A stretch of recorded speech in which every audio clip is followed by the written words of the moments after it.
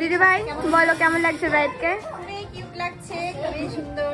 সুন্দর, পছন্দ হয়েছে? হ্যাঁ, দুই দিনের লুকে খুবই ভালো লাগতেছে। Thank you. আমার শাড়ি পরে রিভিউ দিবি দেখো। হ্যালো ব্রাইড, ব্রাইড খুব খুশি এখন। বলো ব্রাইড, সেটা কেমন লাগছে? আমার খুবই ভালো লাগছে, কিন্তু এই যে মাঝখানে মানে ধানের যে ধুলাগুলা সব দিতে 4 ঘন্টা পরে ব্রাইডের রিভিউ নেওয়া হচ্ছে। কেমন লাগছে দাদা বউকে? দারুণ লাগছে। দারুণ লাগছে। বিয়ের দিন কেমন লাগছিল?